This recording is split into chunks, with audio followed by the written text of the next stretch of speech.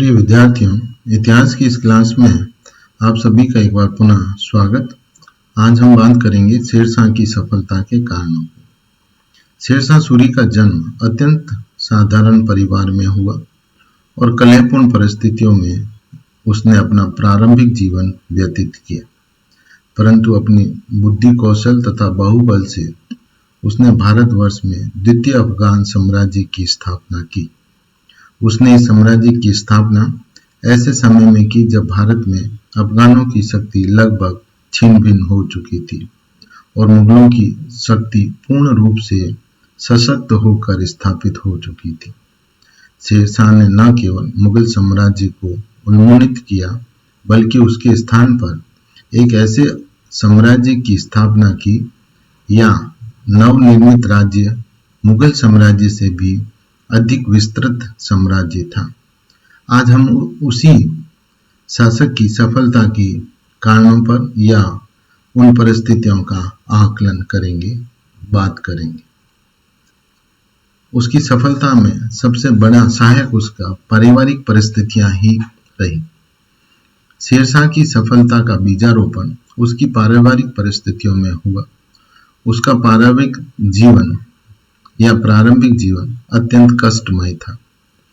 सौतेली मां के कुचक्रों के कारण उसे अपने पिता के स्नेह से वंचित रहना पड़ा, जिसे उसे अपना अधिकार प्राप्त करने के लिए अनेकों कठिनाइयों का सामना करना पड़ा, शक्ति का प्रयोग करना पड़ा।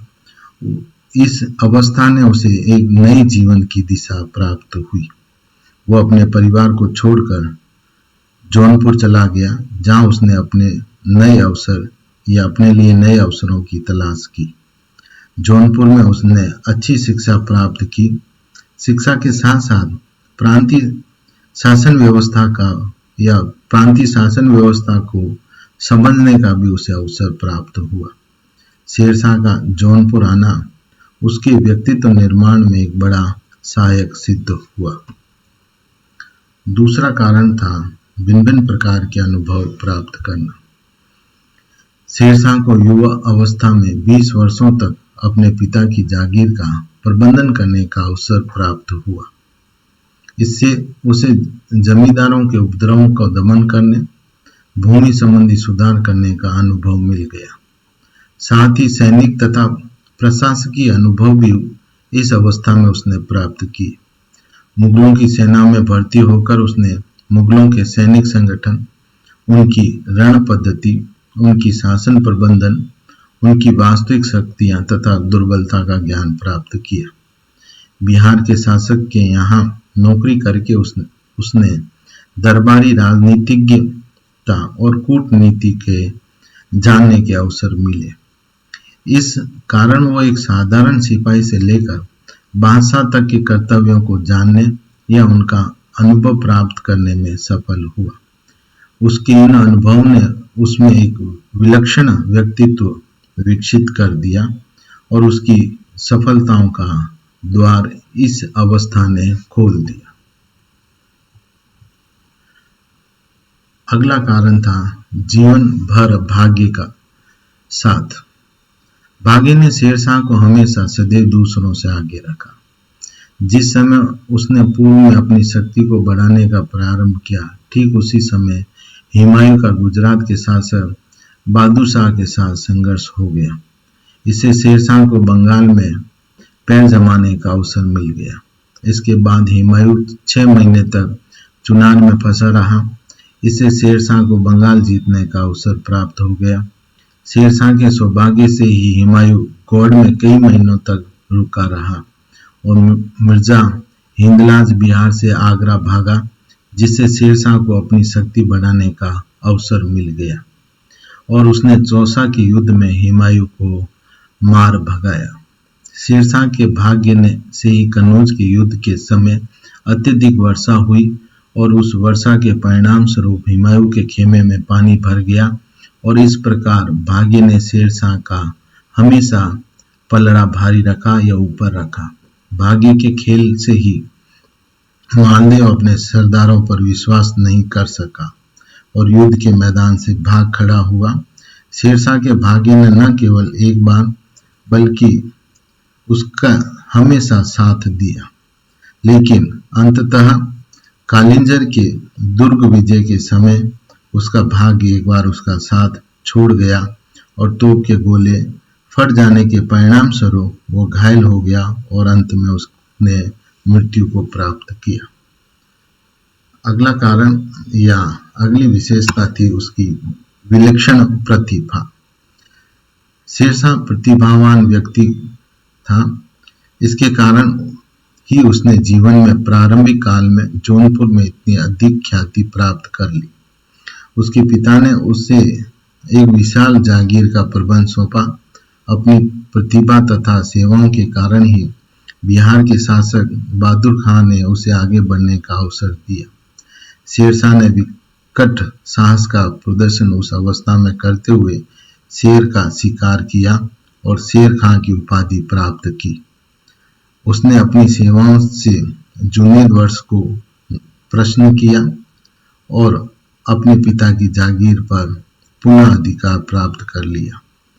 प्रतिभा के बल पर ही उसे मुगल सेना में प्रवेश मिला, जिससे उसने मुगलों की सैनिक संगठन तथा शासन प्रबंधन का अनुभव प्राप्त किया। शेरशाह ने बाबर को अपनी प्रतिभा तथा सेवाओं से अत्यधिक प्रभावित करके अपनी जागीर पर एक बार पुनः अधिकार किया।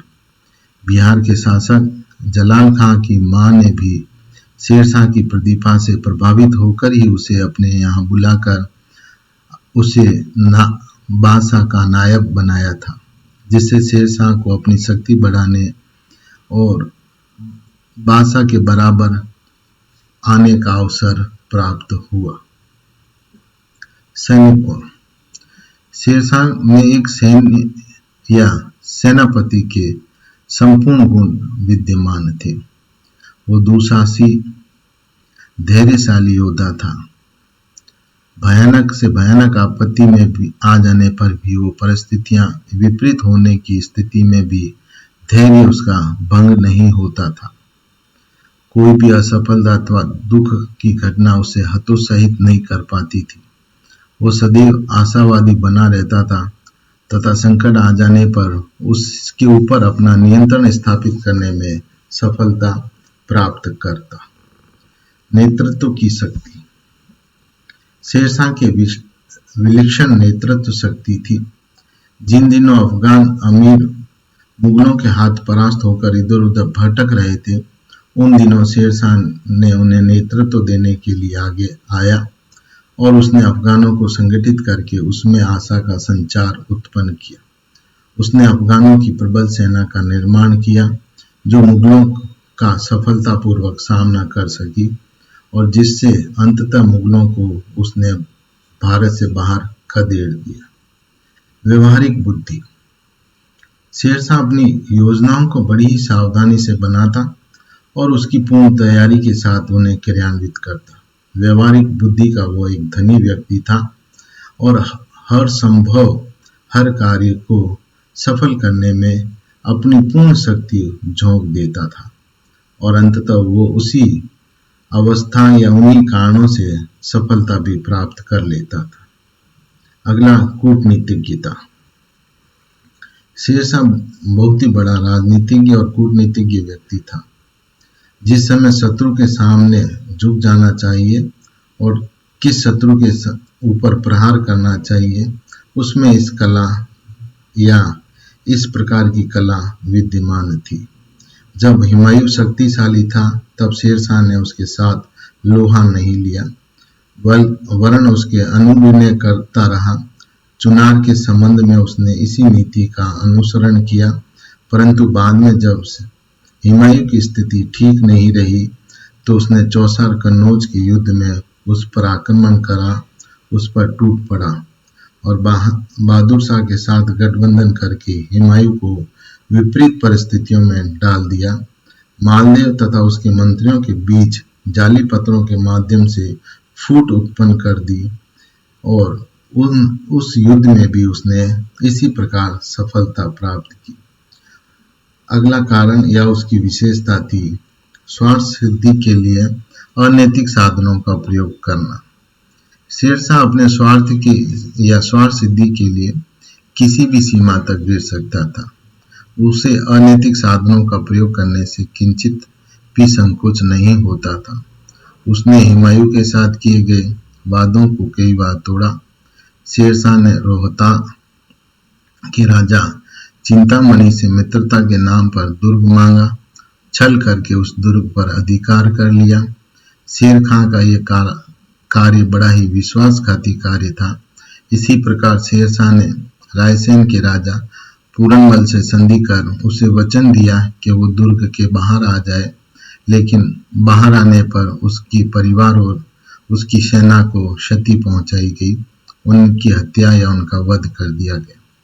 शेरशाह न तो संधि की शर्तों का पालन करता था, न ही अपने वचनों का निर्वहन करता था।